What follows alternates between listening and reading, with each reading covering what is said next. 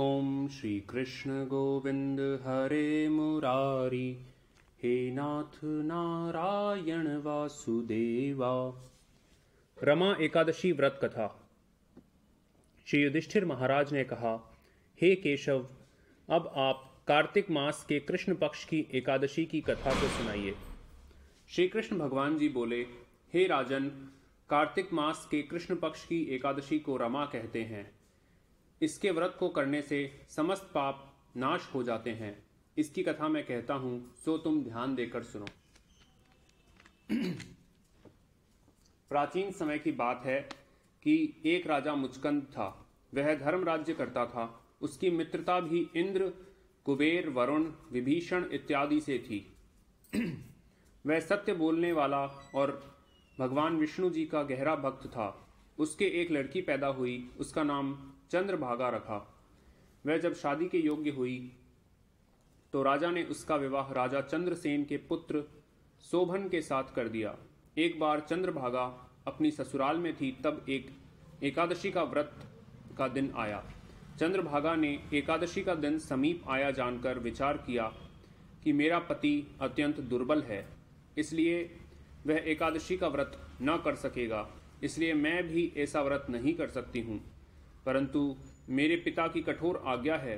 जब एकादशी का दिन हुआ तब राज्य में ढिंढोरा पिटा, जिसे सुनकर शोभन अपनी स्त्री के पास आया और उससे पूछा कि हे प्रिय, तुम मुझे कुछ उपाय बताओ, क्योंकि मैं व्रत करूंगा तो अवश्य ही मर जाऊंगा।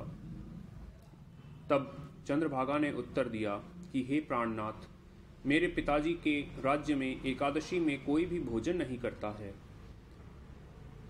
यहाँ तक कि हाथी, घोड़े, ऊंट, भैंस, गाय, बैल आदि कोई भी पशु अन्न ग्रहण नहीं करता है।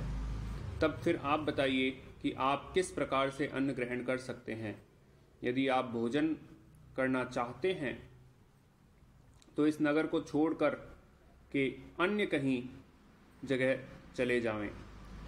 यदि आप यहाँ पर रहोगे तो तुम्हें यह व्रत अवश्य करना पड़ेगा। शोभन ने उत्तर देते कहा, प्रिय, तुम्हारा कहना बिल्कुल सत्य है। अब मैं इस व्रत को अवश्य ही करूंगा। जो भाग्य में लिखा है वही होगा। इस प्रकार सोचकर शोभन ने एकादशी का व्रत किया। वह भूख और प्यास से अत्यंत पीड़ित होने लगा। जब सूर्य भगवान अस्त हो गए और जागरण करने की रात्रि आई तो शोभन को अति दुखदायी प्रतीत होने लगी।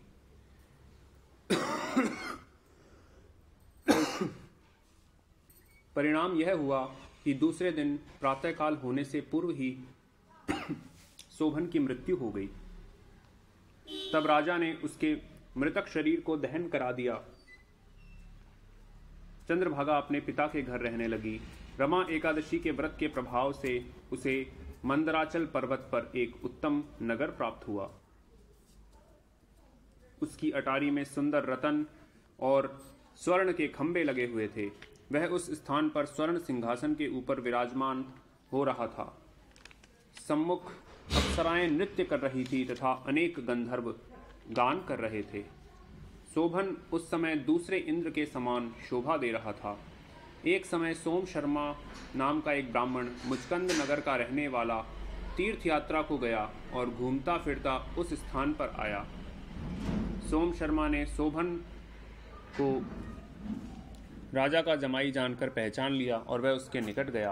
सोम शर्मा ब्राह्मण को आया देखकर और राजा शोभन अपने सिंहासन से उठकर खड़ा हो गया और ब्राह्मण का सत्कार कर अपने पास में बिठा अपने ससुर तथा पत्नी चंद्रभागा की कुशलता के समाचार पूछने लगा।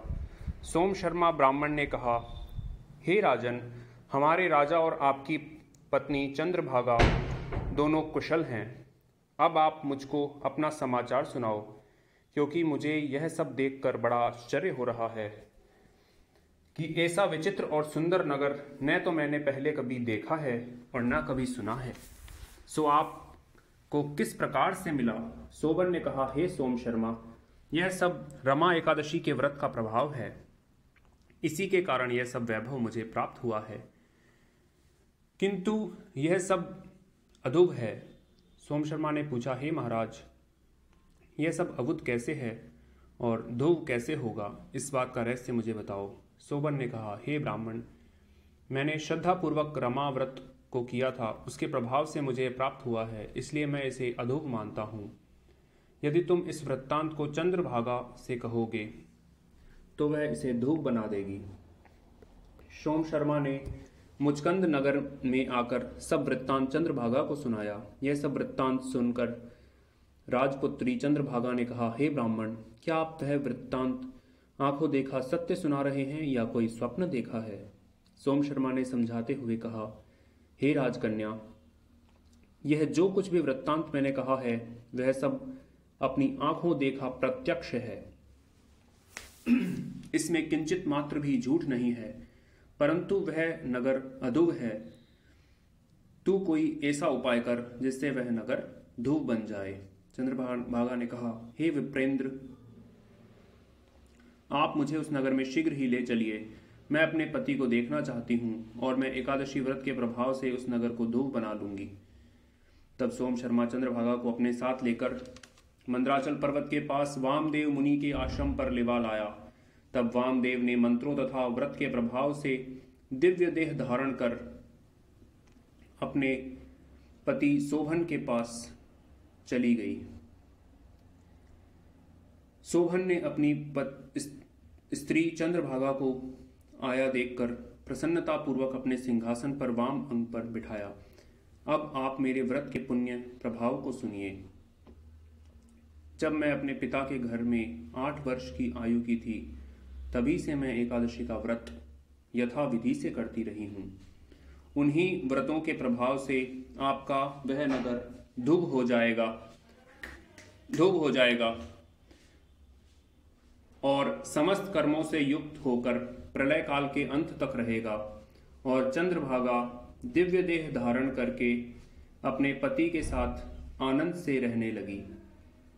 हे धर्मराज, यह मैंने तुमसे रमा एकादशी का महात्म्य कहा है। जो मनुष्य इस रमा एकादशी के व्रत को धारण करते हैं, उनके ब्रह्म हत्या आदि के समस्त पाप नष्ट हो जाते हैं। इस दिन केले का सागार होता है। ओम श्री कृष्ण गोविंद हरे मुरारी, हे नाथ नारायण वासुदेवा।